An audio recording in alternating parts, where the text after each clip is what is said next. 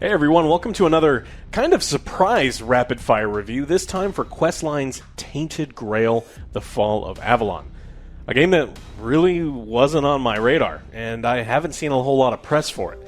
And if it hadn't been sent to me by a friend, I might have missed it entirely. But I was looking for a game to play before Elden Ring Night Rain, and this was it. Tainted Grail, Fall of Avalon is a first, or third person, if you prefer, open-world RPG set in a dark fantasy world based more or less on Arthurian legends. It's pretty much a Scrolls-like. You can plainly see the massive influence that Oblivion and Skyrim had on its systems. Now, most of the time, these smaller AA dev teams, with their smaller budgets, really struggle to recapture the magic of the games they're inspired by, especially with open-world RPGs.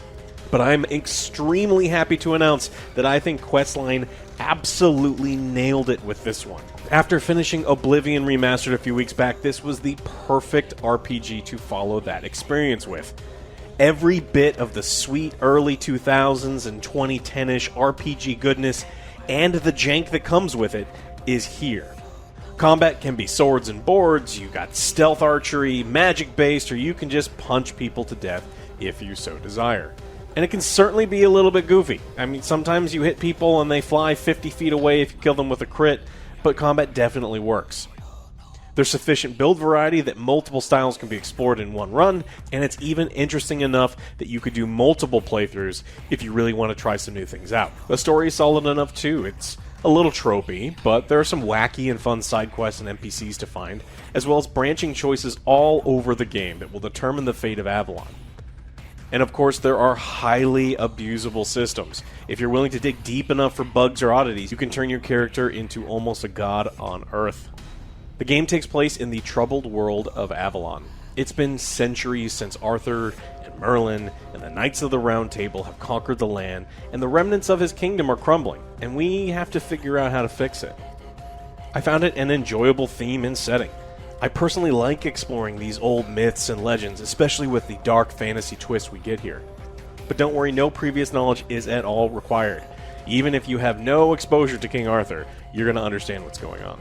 The open world is divided into three major areas, filled with little towns, shrines that can give you permanent buffs or items, bandit camps to raid, there's some castles to pillage, and of course dungeons to explore. It's not overly packed to the gills with stuff like some modern open world RPGs, but I really never wandered too far without finding enemies or things to do. There's a fast travel system with points placed all around, so there's really never too much backtracking. There's also a horse, a really bad horse, that can help you run places, and in a pinch you can even fast travel from your little camp you can set up for a small cost. Paying that cost also keeps the evil spirits and monsters away from your camp in the night cycle.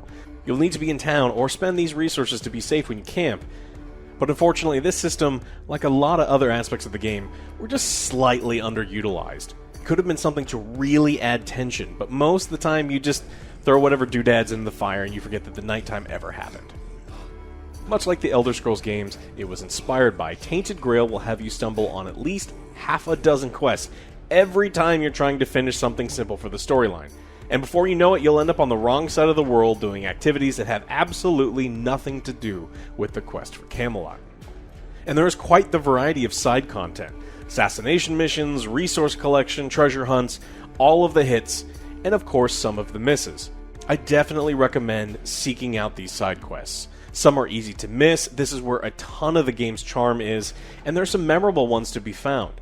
Either funny little missions making fun of a band that the devs don't seem to like, or full-on philosophical debates you can have with a religious weirdo in order for him to give you a collection of medieval porn he stole.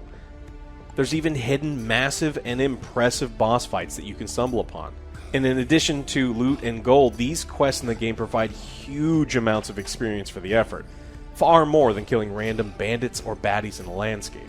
The main storyline has us scouring the land for powerful relics, and in order to obtain these relics, we of course have to prove ourselves to the factions that control them.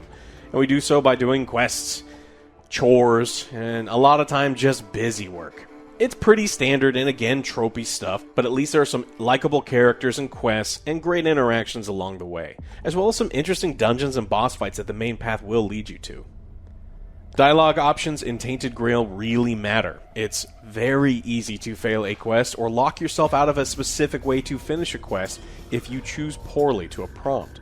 And these decisions you make throughout the game will also impact future quests and how the game ultimately ends.